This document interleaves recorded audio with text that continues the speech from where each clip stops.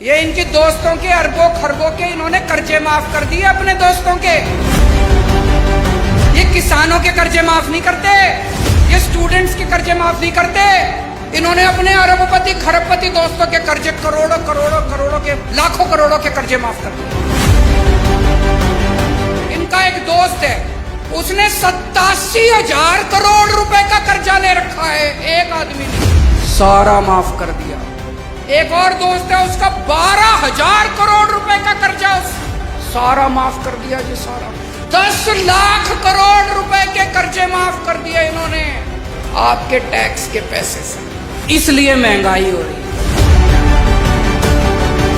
ये जितनी बात कह रहा हूं मैं सच बोल रहा हूं। अगर मैं कुछ भी झूठ बोलूंगा ये केस कर देंगे कल मेरे ऊपर।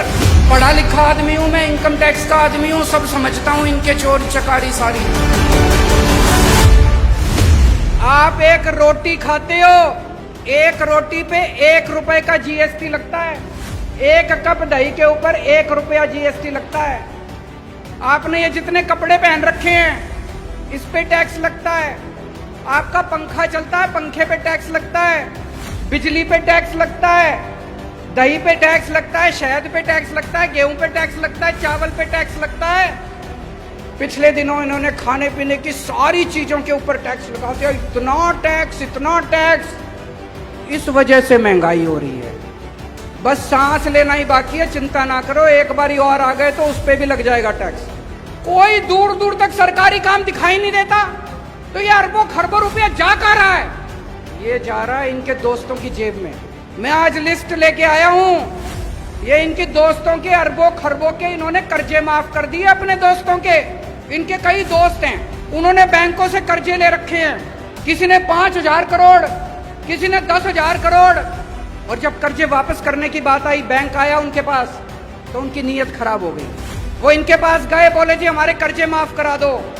ये किसानों के कर्जे माफ नहीं करते, ये स्टूडेंट्स के कर्जे माफ नहीं करते। इन्होंने अपने अरबपति खरबपति दोस्तों के कर्जे करोड़ों करोड़ों करोड़ों के लाखों करोड़ों के कर्जे माफ कर दिए। ये जितनी बात कह रहा हूं मैं सच बोल रहा हूं। अगर मैं कुछ भी झूठ बोलूंगा ये केस कर देंगे कल मेरे ऊपर।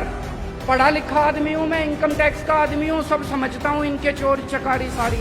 अभी इन्होंने दिल्ली में हमारी सरकार गिराने की कोशिश करी, सोचो इनकी हिम्मत। इन्होंने प्लानिंग बनाई, केजरीवाल के 40 एमएलए तोड़ेंगे। इन्होंने कहा 20-20 करोड़ रुपए में एमएलए खरीदेंगे। पर भाई साहब हमारे सारे ईमानदार आदमी हैं, अच्छे लोग हैं, शरीफ लोग हैं, सबने आके मेरे को बता दिया 40 एमएलए तोड़ने थे इनको। 20-20 करोड़ के हिसाब से 800 करोड़ रुपए लेके आए थे ये। 800 करोड़ रुपए बताओ जी कहां से आए 800 करोड़ रुपए? इन्होंने मध्य प्रदेश में सरकार तोड़ी, इन्होंने कर्नाटक में सरकार तोड़ी, इन्होंने गोवा में सरकार तोड़ी, इन्होंने असम में सरकार तोड़ी। 277 एमएलए खरीद चुके अभी तक ये। 277 20-20 करोड़ रुपए के हिसाब से भी लगा लो, 6,000 करोड़ रुपए इन्होंने एमएलए खरीदने में लगा दिए। ये पैसा कहां से आया जी? ये आपके टैक्स का पैसा है, ये जीएसटी का पैसा है, ये दूध दही के ऊपर टैक्स का पैसा है। इसलिए महंगाई हो रही है।